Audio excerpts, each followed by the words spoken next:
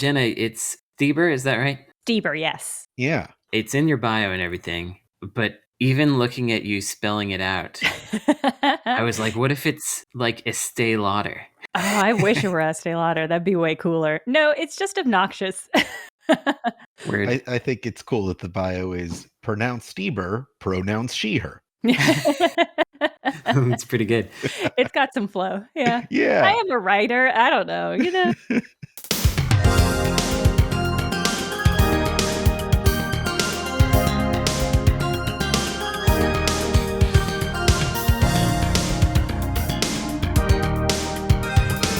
Every soul contains a whisper of light. This is episode 210 of Insert Credit, a relentless smorgasbord of video game topics with a panel of experts force-fed the entire buffet under the auspices of a horrible buzzer.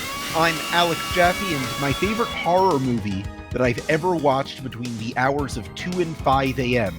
was the 1997 film Cube. Cube's pretty good.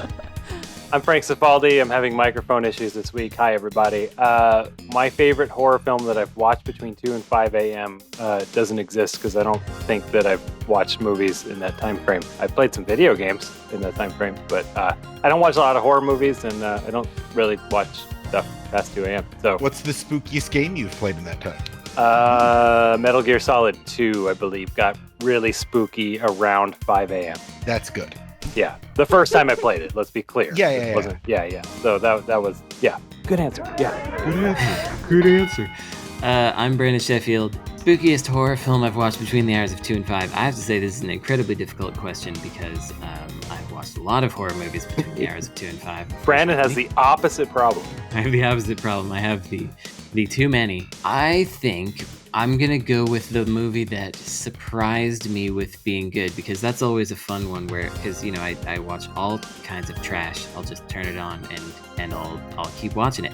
But every once in a while, one of those movies is good or has something interesting or surprising to it. And so I think I've mentioned it on the show as a recommendation during the Halloween week. Dead and Buried is probably the one. I like that one in that weird coastal town scenario. But probably the first was Evil Dead 2 when I was a youngster watching that on VHS tape, rented possibly from Blockbuster or whatever place was up the street. I watched that late at night, I think while my mom was away or something.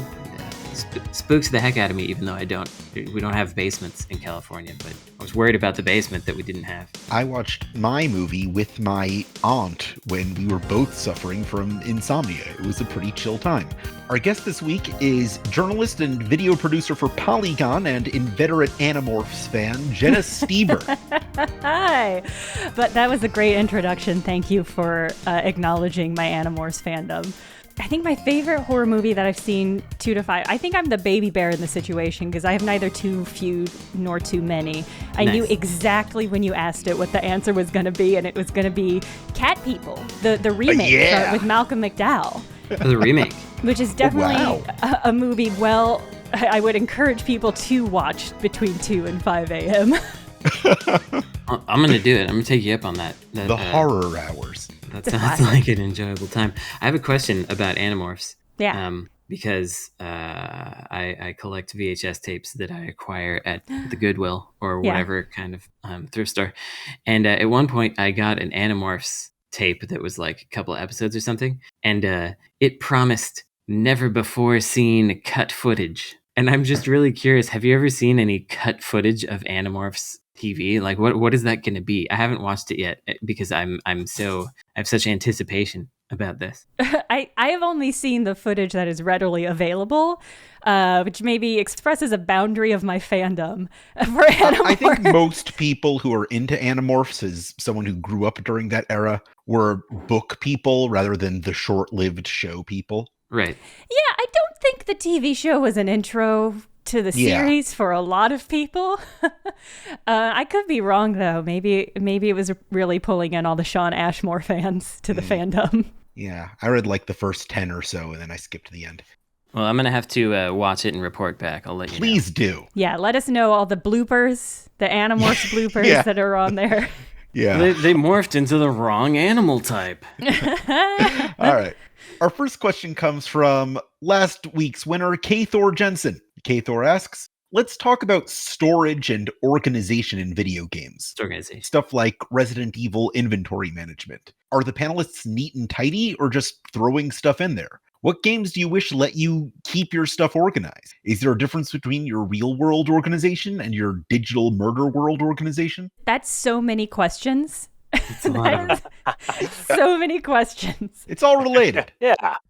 I was actually just talking about this with my coworkers because we've all been playing Unpacked. I don't know if any of you guys are playing that. Oh, yeah. Not playing it, but paying attention to it. Exactly. Mhm. Me too. Yeah, so it's a game where you're unpacking boxes and putting them in places, and so it has that kind of organizational inventory system. But I found it really very stressful because I am very, very tidy in my real life, and if there's too much mess, it just stresses me out. So having to have a game where I have to do that, it's just, I can't deal with it. I can't. It's like work. Yeah. I get that. I'm not a very organized person over here. There's like, I can count 5 different types of thing on my desk in my view right now that shouldn't be here.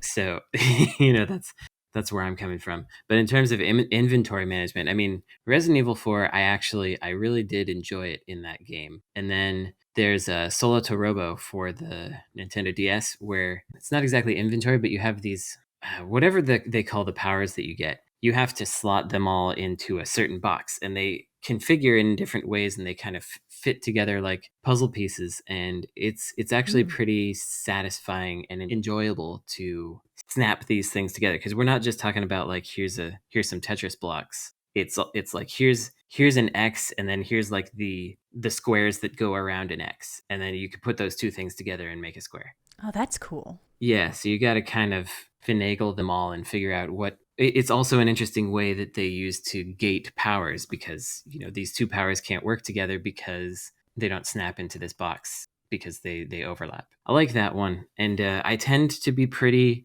I guess I think I'm tidier with my inventory management when it's visually represented in that way than I am in my real life. But if you give me a big list, then it's just like, I don't know, whatever's in there is in there. I don't care. What comes to mind for me is the Fallout games, and you could probably apply this to similar games like Skyrim or whatever, which I haven't gotten to. When I started playing Fallout 3, maybe even New Vegas, I was very meticulous about my inventory management.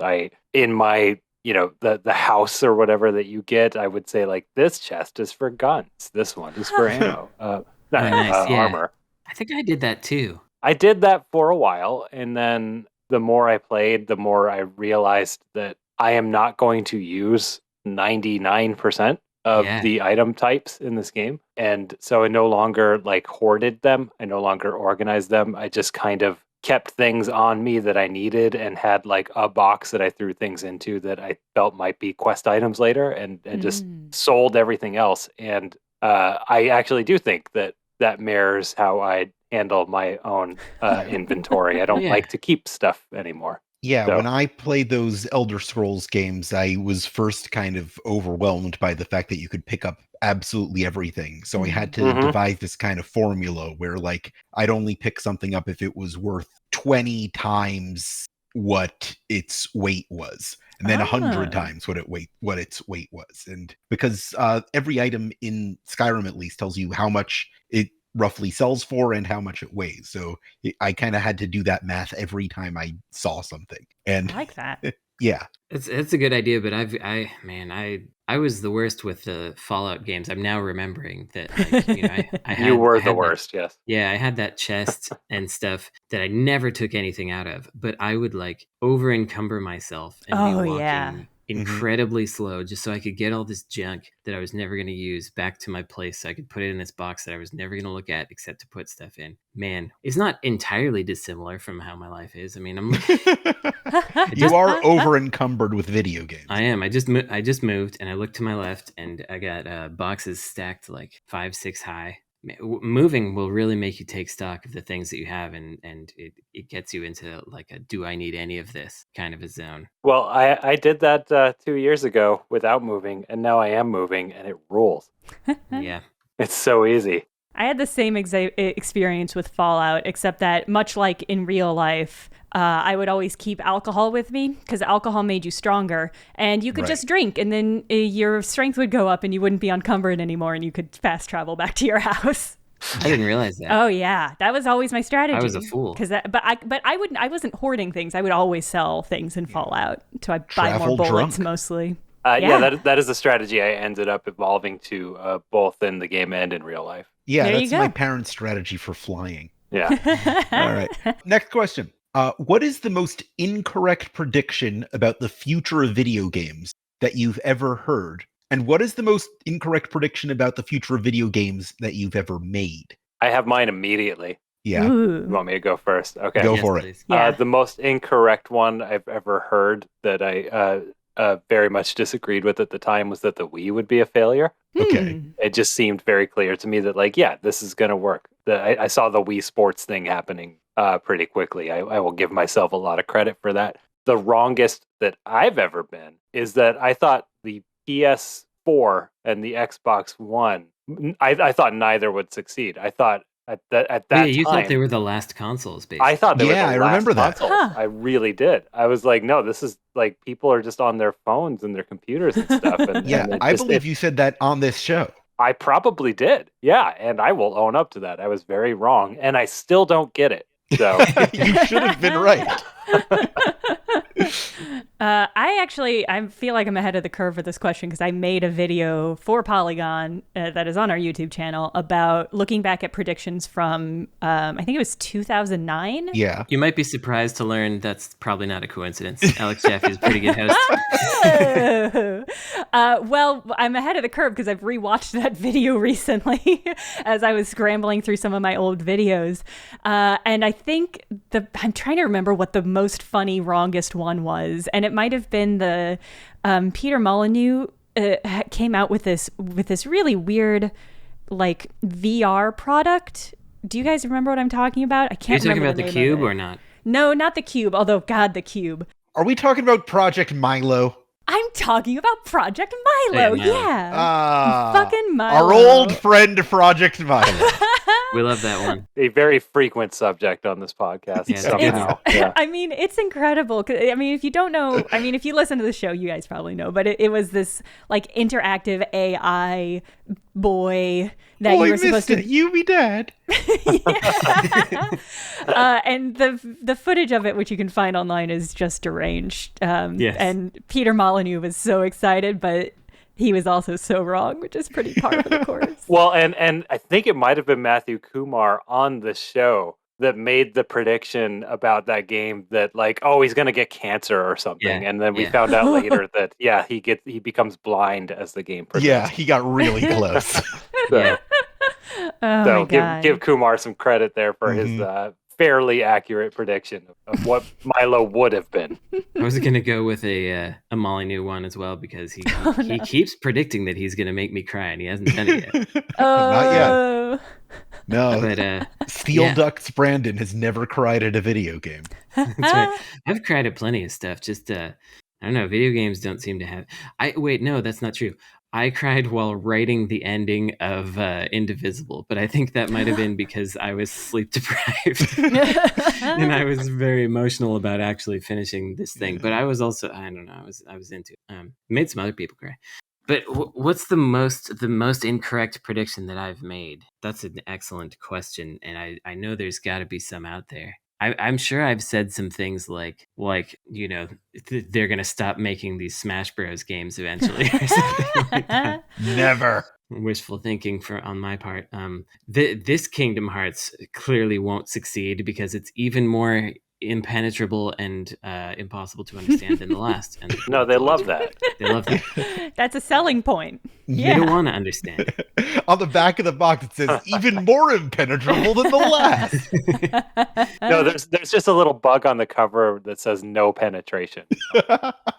That's horrifying. I don't like Yeah, that. Kingdom Hearts Zero Penetration is going to be the title of the next game. It's getting into sexual territory with Kingdom Hearts, and I do not appreciate. Oh, they said 0 penetration. It's That's the on opposite you, of dude. sexual. I just don't even want to think The about it. fact that you have to call that out is there's implications, because I mean, a lot of games that don't have penetration don't boast about not having penetration.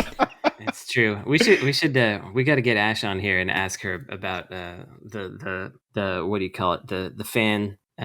What is that word? Fan fiction. fan fiction. I can't remember. Wow. The word. Have you ever had one of those moments where your brain just goes dark? Yeah, it's called getting old. Oh, I thought it was called a brain fart. Yeah, I don't like that term though. But anyway, I just went blank. Yeah, fanfics.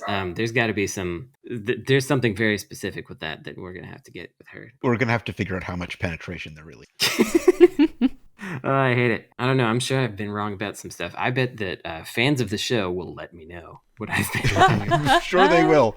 Our next topic. Speaking of Animorphs, which video game would be best adapted into a 50-book-long series of young adult novels? God, what a good question. And I think the answer might be Stardew Valley. Oh, there you go. Strong right out the gate. Yeah. Sometimes there's a right answer. That might not be the most right answer, but it is a right answer. Yeah. Dirty mystery at the bottom of the sleepy town with all these colorful characters who you'll get to know throughout each of the books. Yeah, and as the books progress, they swap like relationships, and you follow different characters as they become friends and then enemies. Yeah. Oh, yeah. How many Halo books are there? That's a good question. I think like in the 40s. I should know this. Yeah, wow. I'm looking at the old Wikipedia here, and they're close. I see 30 Halo books. It's a heck ton. More than halfway there. But you asked about young adults. Yeah, exactly. Halo is for old adults. Oh, yeah. I was certainly an old adult when I was reading Halo books. Yeah.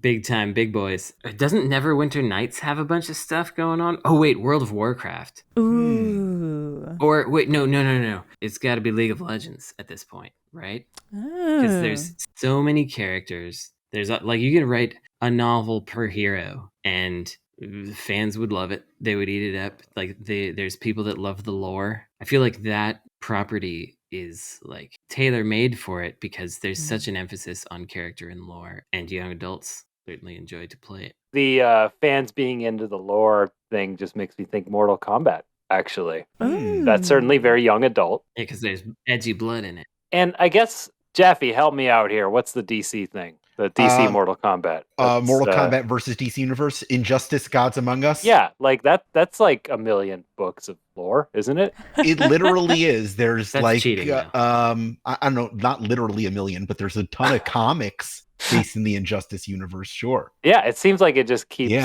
going. All those Tom Taylor books. Well, I'm not, Brandon, you said I'm cheating. My answer isn't Injustice. My answer is Mortal Kombat because it's the same thing as Injustice. Yeah, got it. Yeah. Here's a good answer. Tom Clancy.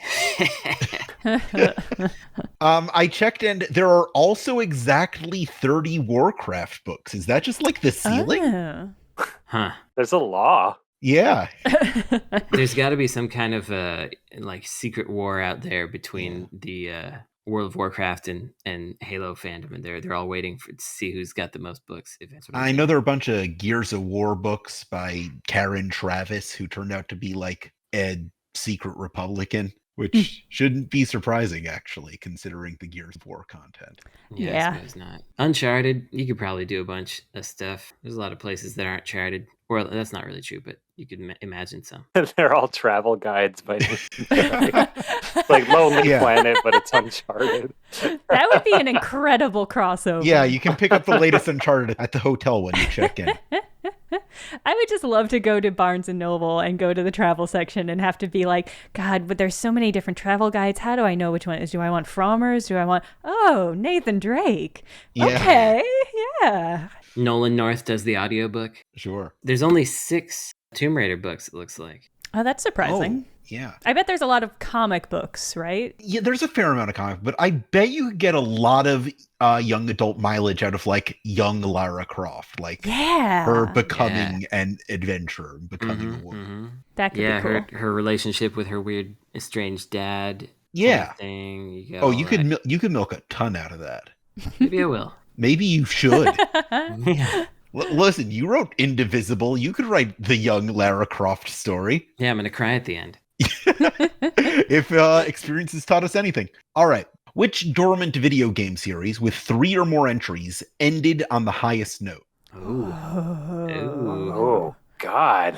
First of all, it's hard to qualify. So we're going to say dormant as of right now, as far as we know. Exactly. It's got to be dead either definitively because the company folded or something, or the last one was like 5 years ago. Yeah, okay. I mean, I regret to inform I have another correct answer. Uh-oh. Oh, no. You're racking up the points here. This is great. Maybe I'll hold on to it, and then I'll be the conversation ender. No. No. Fill in the space. Fill in the space. Okay. Oh, okay. Traditional, actual 2D Sonic the Hedgehog. Sonic Mania 2 is not happening. So I consider that I don't consider all Sonic games, you know what I mean? Like, this is its own thing. Yeah, like Mario Party isn't a Mario game. Right. So like Sonic 1 through 4 and then Mania. And Mania was the high point. Yeah. There you go. Yeah, I think that's a good one. That's a good one. Well, has it been 5 years? I don't know. But we know that it's done. Right. We know they're not making a Mania 2. Yeah. I think it's been 4 years. 2017 is jumping out at me. I'm not sure, but yeah. 2017, yes, but I'll count it. Nice. Okay, I like that. I'll offer my answer. Because Okay. Do it, you were about to say it though, because it's Silent Hill is the correct answer. I was going to say Silent Hill, but I'm not. It's gotta be. But then I was changing my mind because, well, what was the last one? I mean, do we consider PT to be the last entry in a Silent Hill franchise? Yeah. That's a question, right? It's a good question, and I think the answer is probably yes. Yeah. At this point, I think PT might be the only demo that we can for an unreleased game that we can consider a full game. Yeah, I think so. Is that true? Why is it considered a full game? We don't need to consider it a full game. Because it's kind of considered its own holistic experience, and it's occupied that entry slot within the cultural. And it probably isn't actually probably wasn't a slice of the full game. Right, exactly. No. It's its own full experience, and like theoretically there could have been more, because if you watch that like game breaking thing that this dude was doing where he was delving into the series, there was some more stuff outside, but not very much out there. So like it really feels like it was just a dedicated here's this experience, and it's gonna indicate something about where the game might go. But yeah, it's not like you could continue it. Kojima did go on the record and say that PT was sort of broken off from everything that they had planned. Like it was a different area. Like it was nothing in PT was supposed to appear in the final game, and it was just sort of like a proof of concept for the whole thing. So I do consider it like its own standalone experience. I think that's appropriate. Yeah, I think that's a good answer. Is it better than Silent Hill 2? Well, I think if we're talking about ending on a high point. Yeah, that's true. It's a different question. It's a different question. It's not is the last one the best? It's right. Like, did it end on a good note? Exactly. Did it nail the dismount? I could make arguments about Sonic Mania versus Sonic 3 and Knuckles. I wouldn't necessarily put Sonic Mania above Sonic 3 necessarily. But Sonic Mania is like a great celebration of that entire line of Sonic games. Yeah. Good one to go out on. Yeah. A great rooftop concert. Good dad. Exactly. Can't believe they're not doing a second one. Yeah, that's ridiculous. Why aren't they? What happened? Yeah, it's pretty weird. I've got theories. Oh, I have theories too. Well, don't share them. It's not like this is a podcast or anything. I mean, it's along the lines of there are personalities in charge of franchises that didn't work on the game. Is my theory. Oh, they're mad that it did well. Yeah. You ever worked with a Japanese video game publisher? Show of hands, me and Brandon. Yes. Yeah. So, Brandon, what do you think of this theory? I think it's a good theory. Okay.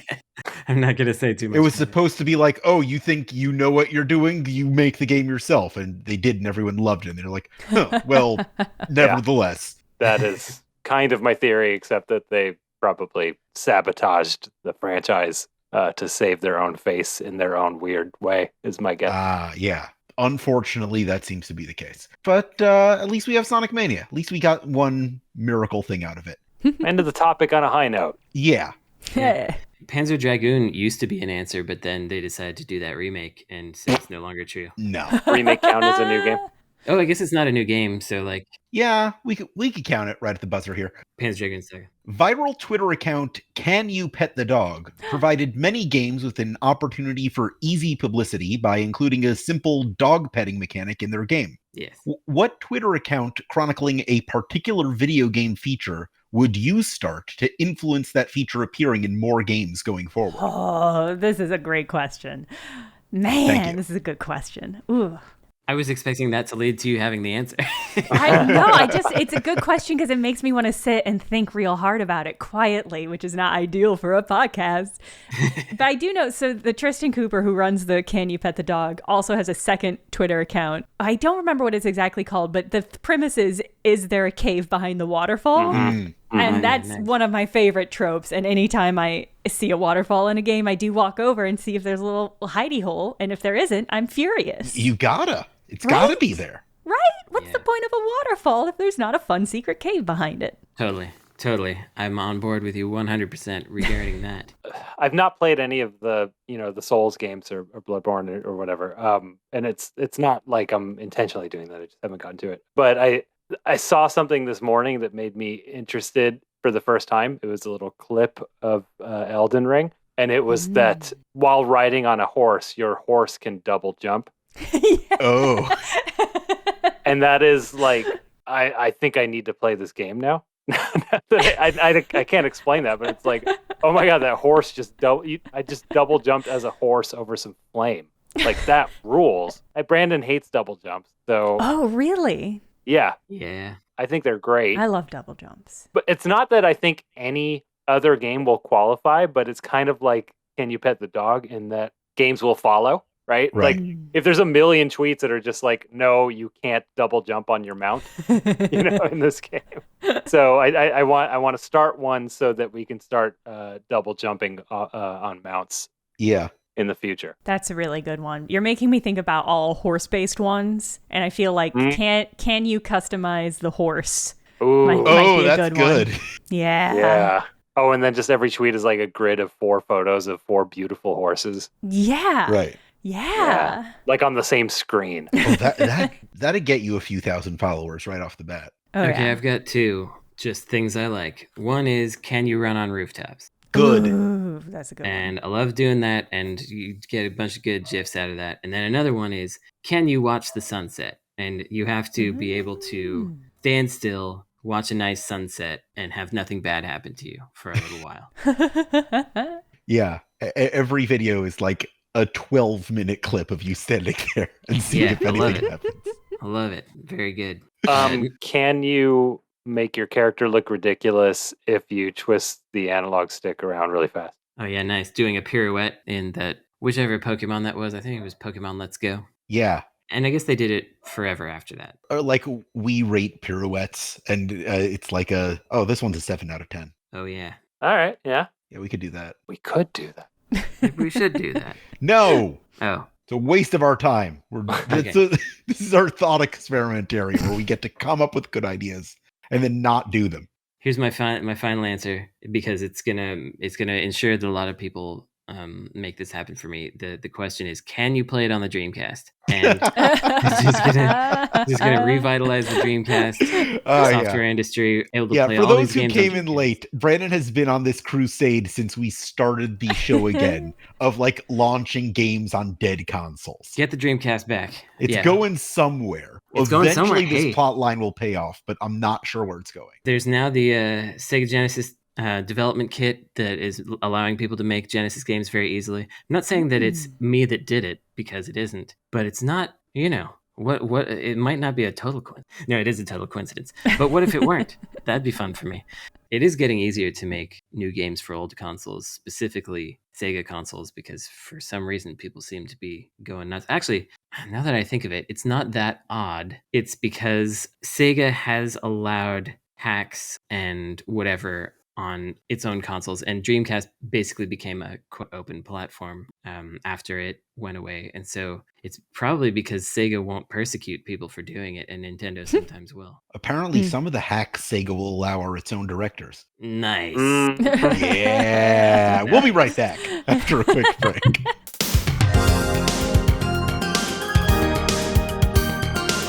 Brandon, there's something I gotta ask you. What is it? How are you feeling about this right-wing attempted "Let's Go Brandon" meme? Does it make you feel bad? It does. I mean, I don't see it that much because I have quality filters on. It's not my favorite, but it only shows up like once a week at this point because it's always from idiot randos, obviously. Yeah, I'm basically asking you that here on this recording to make sure that nobody does that to you anymore. Nobody listening to this show would do it. Good. Probably. Maybe there's some hate listeners. Our listeners have dumb ideas sometimes. If you saw some of the questions I get in the Dirtbag, you'd, yeah. Welcome back to Insert Credit. It's time for us to dive into the Dirtbag. This is the part of every episode where I select one of the questions submitted to patreon.com/insertcredit by our listeners through a link you can find on every episode that Esper posts to the feed. You get access to that forum with a nominal subscription where you can also get our regular episodes 1 day early. 1 day early? 1 day early! And even access to exclusive bonus episodes every month and some other exclusive content, like the DJ set that Brandon and Esper did the other week for a charity stream.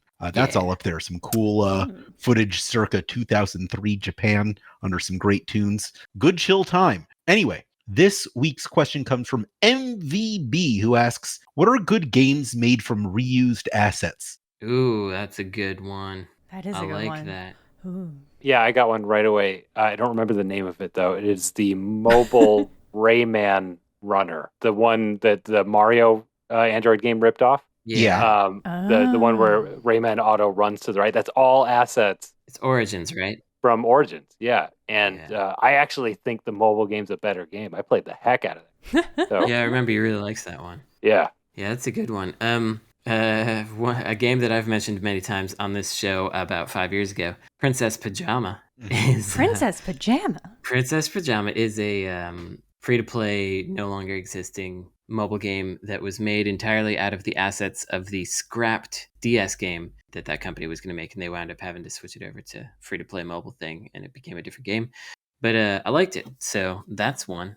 How about Deadly Premonition? Ooh. What about it? Is that a game made from assets from a scrapped game? I mean, since it was canceled all those times? Yeah, I mean, is it a different game? Yeah, I don't know if that counts. This kind of a ship of Theseus situation. The reason I can say that, I would say that Princess Pajama is one, is because it was like announced and screens were showed on the DS, and it was like, it's going to be this thing, and then they scrapped it and it became a fully different kind of game. Yeah, and I mean, there were trailers, or a trailer for Rainy Woods, but it was clearly the same game. So Yeah. Okay, fine. Here's the joke answer, which is Pokemon, right? That's what all come those on. joke idiot kids were saying. Oh, It's boo. I really like Batman Arkham Origins, which is the game they made out of a bunch of stuff from Arkham City. WB Montreal did that. People were really upset about the fact that they reused all the stuff from the old game, but why not? It's the same city. You're still Batman. Yeah. There's a lot of Neo Geo games. King of Fighters Dream Match 99 is like so many reused assets and characters in that. Capcom vs. SNK Match of the Millennium on the Neo Geo Pocket Color. Most of the SNK characters are reused sprites from the other fighting games that they were in. They did a lot of reusing in ways that people complained about a lot at the time, but I mean, like, get over it is my answer to that. Reusing stuff is great. You should do it all the time. absolutely. I think my answer would be Majora's Mask. Ah, the classic. Yeah, which it like explicitly only got made because they were like, we need to reuse Ocarina of Time stuff to make a new game. What can we make? And that was Majora's Mask. Yeah. So I think either that one or do y'all remember I Want to Be the Guy? Yeah, I remember I Want to Be the Guy. Yeah, I mean, that's all remade. Originator of the Mesocore genre. Yes, yeah. I thought it was Massacre. I also thought it was Massacre. It's Massacre. Yeah, Massacre. Come on. Sure. I actually think it's Mass Effect. Exactly. Oh, yeah. Mesocore is when you, that's Minecraft because you're hardcore building blocks and things. Yeah, I get it. All right. Yeah, Mason Core. Yeah, Core. there we go. Actual answer, there is a free demo game built off of Thimbleweed Park that I think is just called Dolores. That's a completely different adventure game, but is using all of the assets, including the world from Thimbleweed Park, and I thought that was cool. Actual answer. That's pretty good. And then my other actual answer, I don't have a specific one, but name your favorite Super Mario World hack. Yeah, all of them. Exactly. I will. Go ahead, Brandon. Name your favorite Super Mario World hack. Name it. Name it. What's your favorite? I'm gonna name it Mario's Big Spaghetti Time. Okay. Okay. That's what I'm naming it. Get to it, insert credit community. Make that real. Make Mario's Big Spaghetti Time, please. I want to play it. Yeah. But don't make new assets. No. It'll be the first Mario game Brandon plays. Yes. The Goomba will be the meatballs. Good idea. See, it's coming together already. It's already happening. Writes itself. All right. Here's our next question. What's some of the juiciest drama you've seen on a video game message board or online community? Juicy drama. We're gonna toss out toxicity in general, I guess. Yeah, not that. Yeah, not that, because that's boring and stupid. Nobody likes it. Let's just assume that going forward, unless it's specifically the topic of the question. Right, of course. It's hard not to acknowledge it. I wish I could remember. There was this amazingly inane, detail-oriented conversation that people were having, and they were getting really all up in each other's grill about it. It's too far in the past. I can't remember.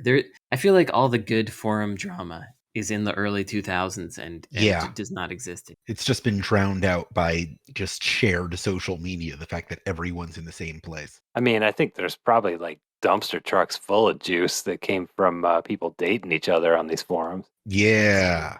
Oh, wait. Here's a good social media one. I love this one.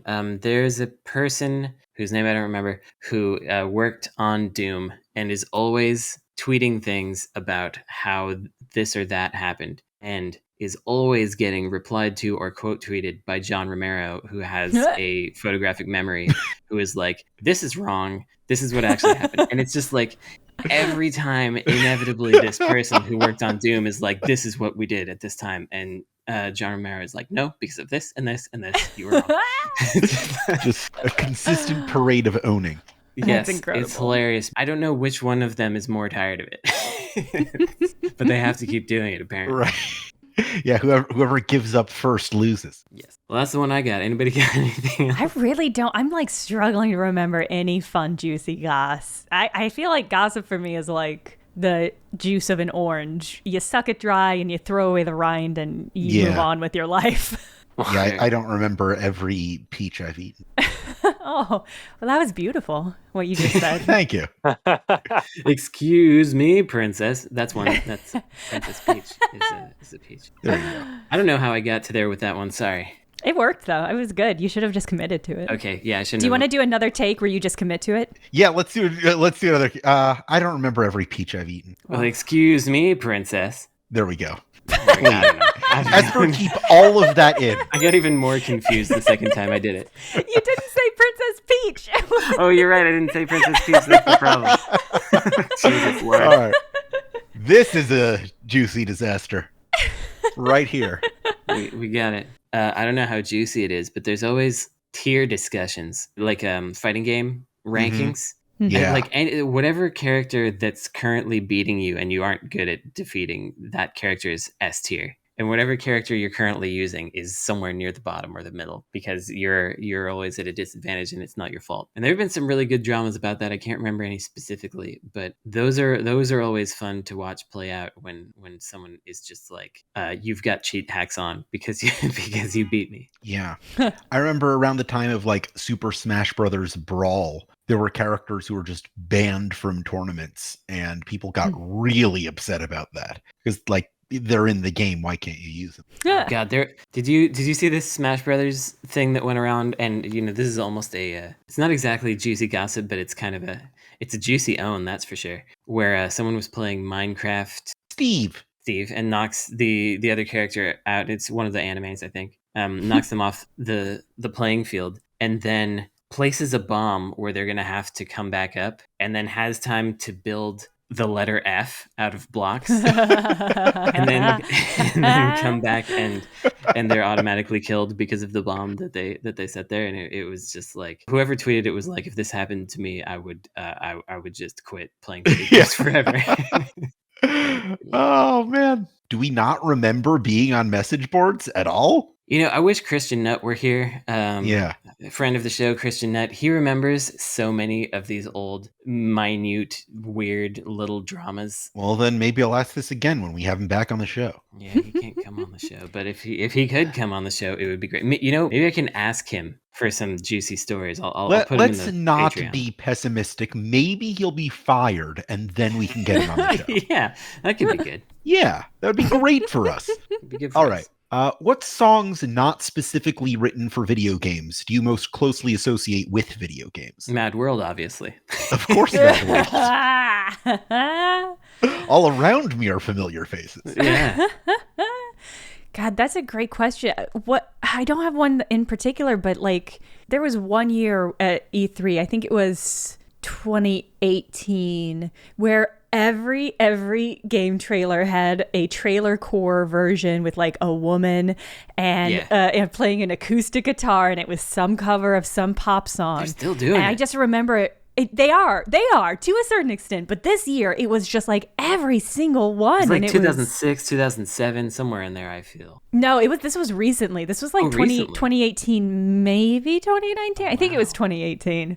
Okay. Ugh, I just Goodness. remember that, but I can't remember a single one of the songs. This is a good question. Thank you. You know, most guests don't compliment my questions. I really appreciate that.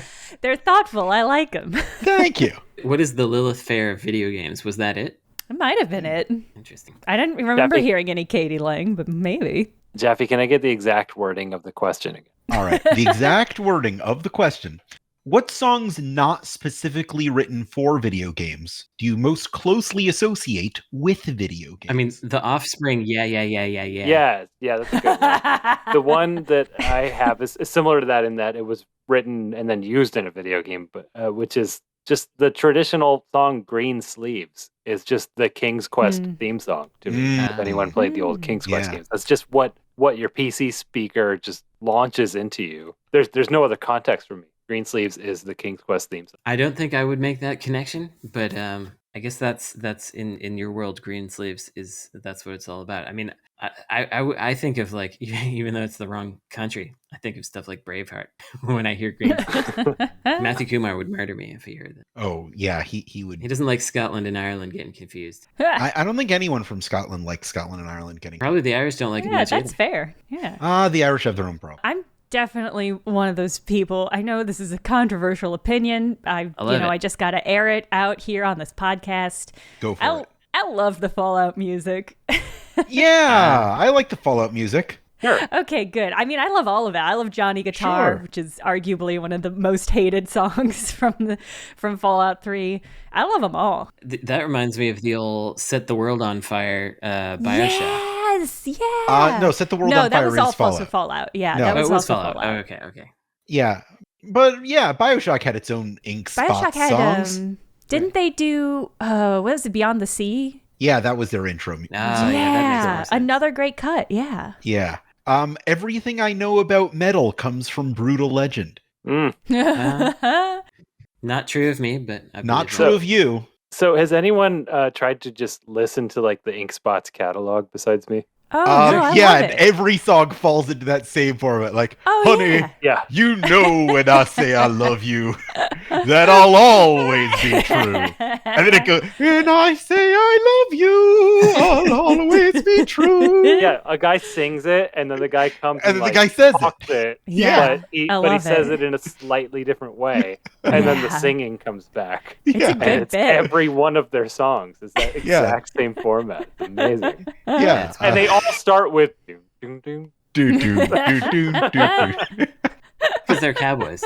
Yeah, exactly. Highly recommended, folks. That's we're skipping right to the recommendations, even though it's not the end of the show. Go check out the entire Inkspot's catalog. Absolutely. Beatles rock band, obviously. Yes. Sure, when I hear a yeah. Beatles song, I immediately think of Beatles rock band. I think of Beatles rock band every time. Well, I think of like Green Day rock band. Yeah. Yeah, So- I love the rap song that plays over the credits for God of War. I love that they got Will Smith for that. That was incredible. Yeah, but like speaking of Guitar Hero and Rock Band, I think that one Dragon Force song that Yeah. wasn't Oh. written. Yeah, people like, oh, that's the Guitar Hero song. Yeah, I think Yeah. that's true. But Dragon Force was named after a video game, so really video games Mm. created them. It's all looped That's a around. good point. That's a very good point. That's not a stupid point at all. Wow. Uh, We're getting catty in here. This is the juicy drama is yeah, it's happening right here in front of us. Had to create it. Can't remember the juicy drama. You got to make your own. Exactly. Here's a question based on something terrible that I recently decided to watch Star Trek Enterprise. Yeah, because you were out of space shows. And then I undecided to watch it because I don't like it. But it's that theme song. It's the theme song. The friggin' they did a cover of a Rod Stewart song from a Patch Adams movie to be the theme song of Star Trek Enterprise. And it sounds like if a truck were running for Republican governor is what that It music really does. sounds like. Here in America, we do things the old-fashioned way. That's what should have been going on now. Our planet is built Ford tough. That's right. How do you make failure in video games fun? Well, I always liked in Prey how you died and then you went into the spirit world and you had to fight your way back. It wasn't the most fun, but it made me think about the possibilities of what could happen with video game death that could be more interesting than just you died and you failed. So I like that one. I also especially like the Grow series of games, like Grow RPG, Grow Castle, and they were originally Flash games, so I think you can get some of them on iOS or whatever. And those games are all about essentially picking the correct sequence of events. You've got 9 things that you can place on this castle or world or whatever, and each of those things like has a little growing animation or evolves something or does something in a certain way. So even when you fail to put it together the right way, something interesting happens every time. You're always rewarded with a cute little animation, and sometimes it's unexpected, and even though you didn't succeed and get the right answer, you got to look at something pleasing and interesting. So I've always held that one up as a gold standard, where like you're almost rewarded for failure because you get to see some content that you wouldn't see if you won. The Dragon's Lair principle. Right. I was thinking of the Arkham games where you get to see a little cutscene of a villain dunking on you when you die, and that always felt kind of rewarding in a way. I feel like that's kind of a growth out of like the Street Fighter quotes, like when you lose to a guy. That is absolutely where that came from. Yeah, I love Go that. home and be a family man. I want to build a little bit off of what Brandon said. This is like Prey. It's not a great example. It's just one that makes me think of that there could be a great example one day. Game on the original Nintendo called Nightshade. And it's a game about being a superhero, but having to like balance people liking you, as well as, you know, fighting crime and stuff. So you're kind of upping your popularity in the polls or whatever. And a lot of interesting ideas in this game. And it's part action and it's part almost like point and click adventure as well. And when you die, you are put in an elaborate like Batman trap, like from the 60s show, by the villain, and you can escape every time. But it's a little bit difficult. And I think that's kind of an interesting concept. But my actual answer is that I really like games where you die and instantly respawn and just have to be like kind of perfect at platforming. I'm a sucker for those. I like Celeste. Yeah, so you're a Celestial. I'm a Celestial.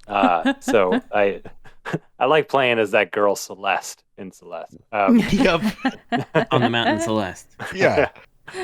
So I feel like it is rewarding to be just immediately given the opportunity to try again. I mean, that's like kind of all the reward I need if the game's any good. I mean, the elephant in the room that somebody has to mention is to create a really good, fun stinger for when you get a game over. Oh, yeah. I can't think of any games like that. Yeah, I mean, I'm struggling. Does anybody want to take a run at something they think would be that? Like a 3-second stinger, something. Yeah, something like "You lose, fool." Yeah, something like that. The game has ended. Affirmative. Yes, interaction concluded. Indeed. Yeah, something like that, but like punchier. I don't know. Yeah. Yeah. No, that's pretty good. That's solid. I was just listening to, this is unrelated, sorry, but I was just listening to the soundtrack from the Taito arcade game Dangerous Curves. One of the songs is called Red Car, and it just says "Watch out, red car! Watch out, red car!" over That's and over good. and over. And I love it. It's like, watch out for that red car. It's coming. Tells you exactly what you need to know. You need to know. Watch out for that red car. Yeah. And then later, there's a remix of it where it says, watch out for the big black car. So, there's different kinds of cars that you could watch out for. Watch out for. I guess the Bennett Foddy games, Quap, Oh, yeah. Getting Over It. Yeah, it's all about fun failure. It's interesting that, those focus on encouraging or enabling frustration, I guess. Actually, that's not true. In Quap, you do fail, but in a lot of these other ones, you don't. Maybe not a lot of them. But in the climbing one, what is the climbing one called? GURP. No. Sorry. Getting Over It. Getting Over It. Getting Over It. In Getting Over It, you just fall back down to the bottom of the mountain, right? Like you don't die. Right. So I think that's a particularly interesting one because, like, is there failure in that game? Because it's not over. I mean, it's so difficult to get up that it like almost feels more punishing than death. Yeah. I mean, it's like either entirely failure or not failure at all. I'm not sure which. Maybe the only way to win is to leave your buddy there in their pot with their sledgehammer. All right. This is the part where I ask, what is the blank of video games in the grand tradition of the old Citizen Kane of video games, Chestnut? This week, I'd like to know, what is the Alfred Hitchcock Psycho of video game? I was just watching this show called Crime Scene Kitchen, where the contestants are supposed to figure out what was cooked in a kitchen by looking at all the things that are strewn around, and then they have to try to recreate it. Oh, that's not where I thought this was going. Yeah. There's one team on there that is so Norman Bates and his mother that it's just wild. They're just that group of people, and it's so spooky. And I had to mention it just because it's been on my mind while I'm watching that show. I'm like, I don't know, these people are gonna murder somebody. I've seen Psycho. Someone give me some historical context as to why it's important or what it did, uniquely at the time. Well, I mean, I think it's well known for like the twist ? Ending. Okay. Yeah. And the shower scene. The shower Scene. Yeah. Was very shocking at the time. Because The implication of nudity. Right. Okay. I will say the original version of this question was, what is the psycho shower scene of video games? Oh. So maybe we should specifically think about that. Okay, so it's not quite the in video game history, it's not the equivalent of like the train coming out the screen and people jumping. That's earlier, right? Yeah. I mean, Hitchcock formalized a lot of the things that we take for granted now about like tension and horror and drama in a lot of the visual language of things that we take for granted as kind of helping to create the cinematic language of like tension and thrillers and horror. Okay. So like a lot of the things that we take for granted in modern thrillers and horror movies are originated with like Hitchcock style. Mm-hmm. Yeah. And, like the ring, ring, ring that you hear. Yeah. Like that's from there. Well, yeah, I know. Like I said, I've seen the movie. I just needed the context. I've only seen it as a movie. I haven't. Okay, so you should also know that it's in black and white. I know. Say it. So if we don't go the direction of like establishing the rules of cinema and stuff, if we go on the shocking route, it could either be Mortal Kombat fatalities or possibly hot coffee as well, the hot coffee scandal. Oh, I like the Mortal Kombat fatalities one better. Yeah, me too. Because the hot coffee thing, it's like it's not actually in the game. Yeah. Like if someone pulled up, footage that's not in Psycho, and you know what the hot coffee of video games is? It's like when they say, you could see like a dead munchkin in the background of The Wizard of Oz. Ooh, yeah. All right. That's not a video game the word example. Sex appears in the clouds in exactly. The Lion King. Like a secret sex thing in a movie would be the equivalent of hot coffee. My bid right now is Mortal Kombat because it did cause a panic, but it also revolutionized things to a degree where people were like, whoa, we could put blood in this. And there was also the digitization thing that, they weren't the first to do it, but it certainly got a lot more popular after them. I think it's a really good answer. I don't know that I could beat that. Yeah, it's straight up Mortal Kombat. Dunked it. Yeah. Good job. Okay, which means we can go right on to the lightning round. We are returning to one of my favorite games that we play on the show, Pokedexperts. This is the game where I show you the name and the picture of one of the 900 Pokemon that exist. And your job is to write a Pokedex entry for that creature. If you've never played a Pokemon game, basically it's kind of a fun nature fact about that Pokemon as it exists in the world. I always feel like we don't do a great job at these, but then people like them. Yeah, that's our whole show. I guess that's right. I mean, people really like Mad Libs, so Exactly. they apply the nonsense we say to their actual perception of that Pokemon, and they're like, yeah, it doesn't call its mother. That's true. Yeah.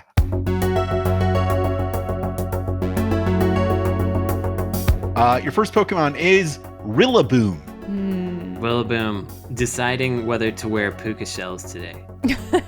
Okay. It's funny you say that because he's called the drummer Pokemon. So Interesting. you're close. Yeah, I'm getting a real like Sublime vibe off of this guy.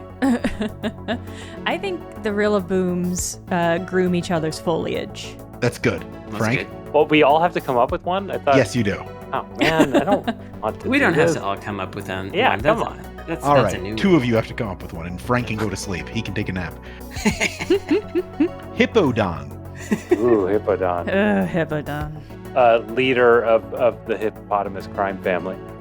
Yeah. Okay. That makes sense. I had this bizarre phrase come into my mind that it terrifies me, but milked for sport.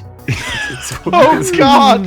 Yeah. All right. Milked for Now I can sport. see it. Milked for sport. Milked Came in. for sport. Are you? Look at the stuff pouring out of this hippodon. Yeah. Milked for sport.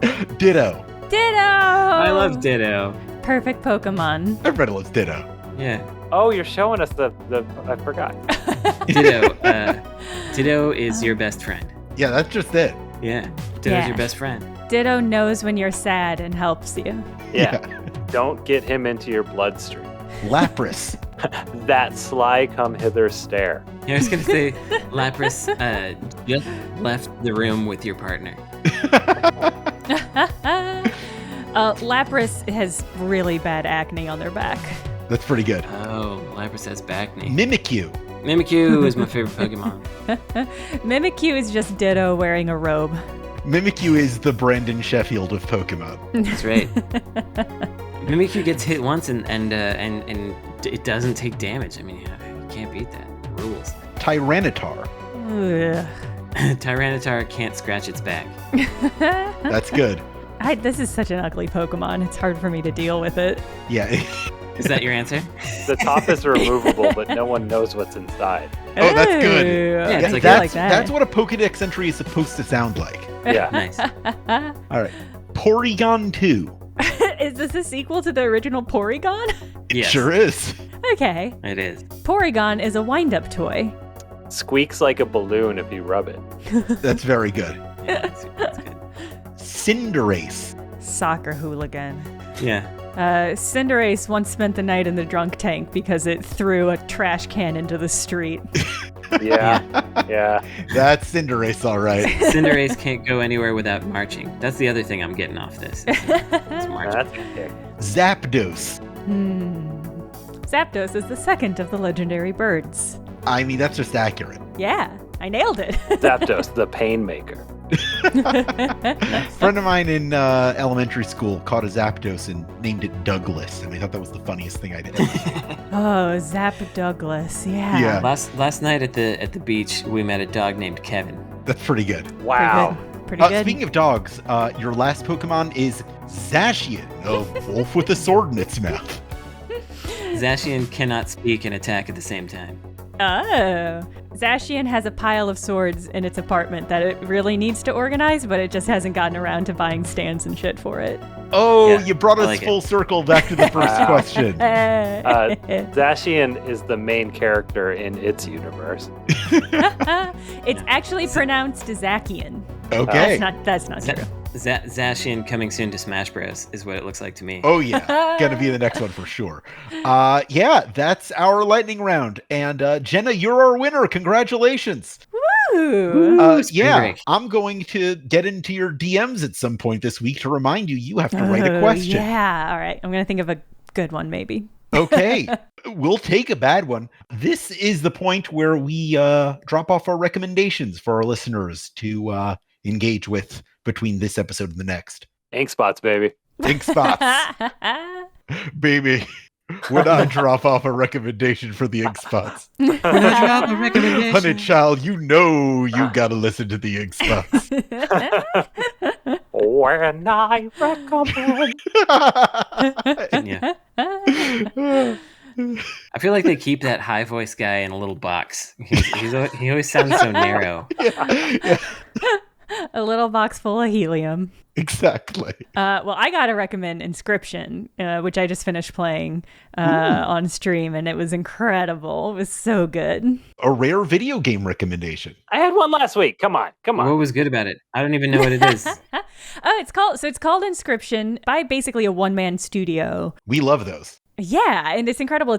It's kind of a hybrid card game / escape room, it's kind of spooky horror game, and it has some really interesting meta elements, and it's just really and really incredibly done, and I highly recommend it. Cool. Well, I'm into it. I recommend if you're moving, house or office, I'm doing both very, very intelligently. I recommend file boxes. Just big stacks of the exact same size box. You can't fill them up so much that they're too heavy to carry. File boxes. Think about it. I'm looking at literally about 120 of them in the office right now. Frank, do you need any more? No, I'm looking at about 120 of them, Brandon. No. I'm just saying. If you need some more, mine, I got about 20. You want some of mine? No. All right. I'm not moving it any more times. I recommend you take our file boxes. Please. I will recommend another moving related thing, which is that, Frank, this is not a dig at you, by the way. This is just because I've concluded this process. If you are going to move and you live in a rent controlled apartment, I recommend that you try to get a buyout from your landlord. As long as you don't have to move, but you think you will move and you have the option of it and you have the time, try to get a buyout from your landlord so that then you can get some money, because they're going to get more rich after you leave because they're going to triple the rent. So you might as well get something as part of the bargain. If you're living in a rent-controlled apartment and thinking of moving, check out a buyout. The end. Some good advice. I've got a recommendation for you. Oh. I would like to recommend that if you're listening to this show on any platform where you can subscribe to or review podcasts, that you do the dang thing. I read them and they cheer me up and they brighten my day, and they're also good for exposing the podcast to more people who might want to listen to it. You can also go to patreon.com/insertcredit, where you could become a patron to submit your own topics, get our regular episodes one day early. 1 day early? 1 day early!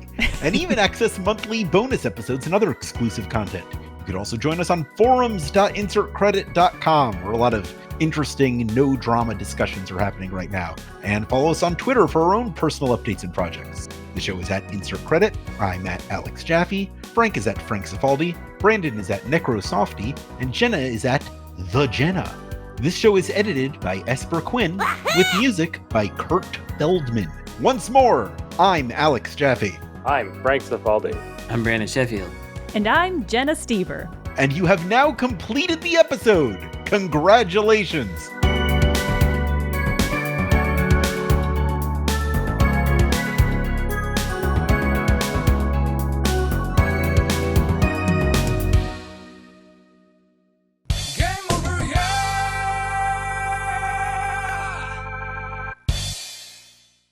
Hooray! Yay! All right. Game Jen- over, yeah!